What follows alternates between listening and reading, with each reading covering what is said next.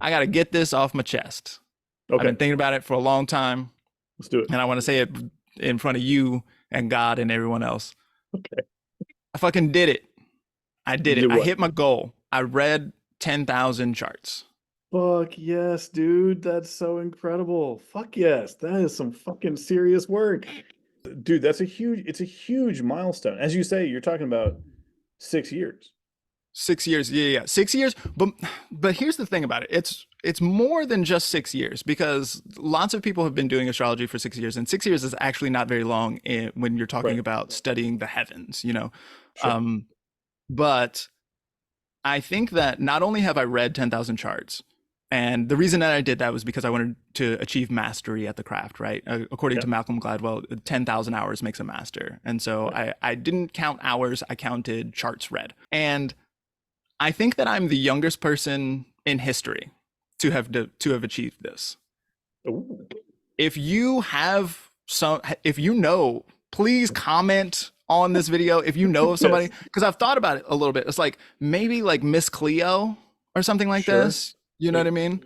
Like, but there before a certain point, then Yeah. so like somebody like Valens, for example, you know, in the second century, he didn't have software, Right. so it would have been more efficient for him to count hours because he would have to because he's He's got got to he's got cast to a do the chart, he's got math. to do so Yeah. much math, he's got to Yeah. draw the chart, he's got to do the whole thing, you know what I mean? Like Right. there's a lot going on there. And so I just have an ephemeris, and not only do I have an ephemeris, but it's fucking online. All I have to do is Yeah. like type in some data and then look at the chart and then start reading. It's immediate. Right. And so not only do I have that kind of software, but I also have the kind of so I have a daily forecast that people actually watch, right? Right. So I have people because it's kind of tedious. So Yeah, there's I motivation to do. Yeah. yeah, exactly. You know, 7 o'clock in the morning shows up and I'm like, man, this shit again. But I know that Right. like Yvette and them are gonna watch. And Yeah. so I really try to show up every damn day for Right. them. But so I do that. So because I have a page where I can do that, right? These kinds of Right. pages only go back to what, 2012 or something like this. Yeah. And then I also have been doing readings for Sanctuary. Now, I'm not super, the Sanctuary is an app and you can connect to a reader through the app and you can get 5, 10, or 15-minute readings that are text based. Yeah. I'm not super into Sanctuary these days. They've been like taking more and more of the money. And so I'm like probably not going to do that anymore, especially since I've hit my goal. But um, for many years now I've been reading for Sanctuary, and there were times when I was just like flooded with readings. There I couldn't take all the readings, you know what I mean? I had Right. months where I did like 220 readings in the month or something like this, you know what I Right. mean?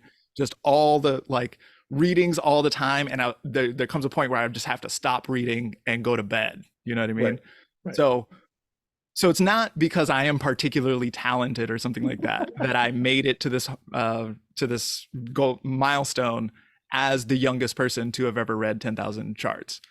With Right. that said, I do think that I am probably the youngest person in all time. And now here I am, and I feel really capable of Right. like as soon as I see a chart, then and I'm used to being on the clock. I got to say something meaningful in 5 or 10 minutes. You know what I mean? Right. So I'm pretty good at looking at a chart and then just saying some shit that's going to resonate. Yeah. I mean, I And can vouch so, for that. Yeah, so no, really, what it's I'm an just trying to say here is, yay me, I did it. I yeah, just wanted to well, have no, like a moment you there. I had should. to get that out. No, you You deserve know? the moment, but you're also raising a couple interesting questions that I kind of want to like circle on here too. Because so one of the things before I would do geomancy for money, I said I needed to do 100 charts before I could charge anybody, right? Mhm. And so I also did not count. I got a notebook that had 100 pages and I filled it out. There you You go. know what I mean? Like that's because counting is for suckers. Um, but again, that's, Take you that, know, and Socrates. yeah, I don't think Socrates is a known counter. No, well, Oh, reading. He didn't like reading. He didn't oh, like that's right. Yeah, outsourcing yeah. it to the page Yeah, that's because for sure. He's it like, was yeah, making yeah, all yeah. the kids dumb because they couldn't remember anything. Yeah, I see. I couldn't remember that because of all the reading I did. The Yeah. but so there are moments along so first off, I think that setting these goals and setting these standards for ourselves is actually kind of important by itself as a magical act, right? Like these sort of, we don't have a system of good journeyman apprentice, mastery setup like we would have, 600 years ago, 400 years ago. And so because of that, there really aren't standards for weirdo magic work, right? You got to make your own standards to say whether or not you can stand on your own 2 feet on this stuff. And again, that's useful in that we have to actually get good. You can't just like sign it, I clocked this much, I'm good. You have to demonstrate that you're good. The So were there moments along the way where you sort of noticed level ups? Do you know what I mean? Where you were like, and again, I'm not saying you have to remember like it was chart 2500 that I but Sure. like were there things you started to notice that you changed or that you became aware of in your practice as you went through the journey of getting the charts? Well, one thing that I noticed was it was probably actually around chart 2500, like early, like, early in the game, but not, but like with a few thousand under my belt, Yeah. that I noticed that I wasn't sweating anymore. Mm. Mm. Because for the first bit, so that's the other thing. I want to talk about my criteria as well. What Yeah. counts as a red chart? So the criteria is I looked at a chart and I said something about it. I made a claim. I had an Right. opinion and I said something about it. So I didn't just look at the chart and go, I didn't, like put things into words and make a claim about Right. it. You know what I Right. mean? So what would happen at the beginning is I would look at a chart and sometimes I would be like, I don't know. Someone would ask me a question and I would like look at the chart and I would be like, I don't know what to say about this, Right. you know? Right. And then, but I was on the clock and somebody had paid me already. And so I was like, okay, well, I'm going to say some shit. I'm going to say something. Right. And so there were moments, especially toward the beginning, when I would really sweat about it, just didn't know how to deal with it. And then there came a point where I noticed that I wasn't sweating anymore, where I was just like, Hmm. okay, so and part of that is because I had seen some of the questions before, like Right. I get a lot of recurring questions. And so if you sort of like be able to categorize them a little bit, like, oh, this one, they said it this way, but what I can approach it from this angle and it'll be worth a while for them or this kind of thing. Yeah. Yeah. No, so I think about that with the geomancy stuff.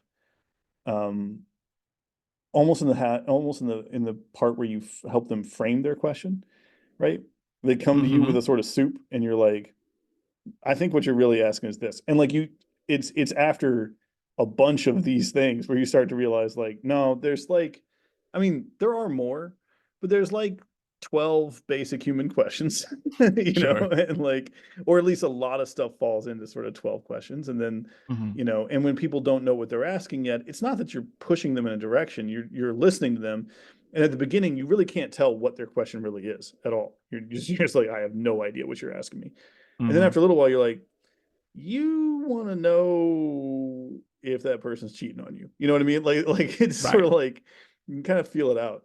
Um, but until you get enough of the pattern in your head to you've seen enough of it, you can't like you think but you don't. You know what I mean? Like you think you're gonna Mm-hmm. figure it out and you Or don't. they'll tell you a false question at the beginning and you'll go about trying to answer it and then they get mad Yes. at you. And Yes. then your time is up and they're mad and you're like, why are you mad? And then they like in the last minute they'll be like, here's what I actually wanted to know. It's like, Well, tell me could we that. have started there? Yeah. Geomancy has a couple tags that are like this person is lying to you. Or this Oh, person doesn't know nice. the question. Yeah, a couple Sure. figures come up and the chart is like, ask them again, which is really helpful as a system because people lie about stuff, they forget stuff, they don't understand stuff, like Hmm. they're seeking you out because they're not clear. You know what I Yeah. mean? Like that's It's not part of even it. that they're lying necessarily. They No, just like think that this is what they want to talk about, or it's what they think they should want to talk right. about, or something like that. Should want to talk about is a big one. Like people Yeah. people come in thinking they should ask certain things or they should do this or that and the other. And that freeing people from that, I think, is one of the real beautiful gifts of a quality, practical fortune teller.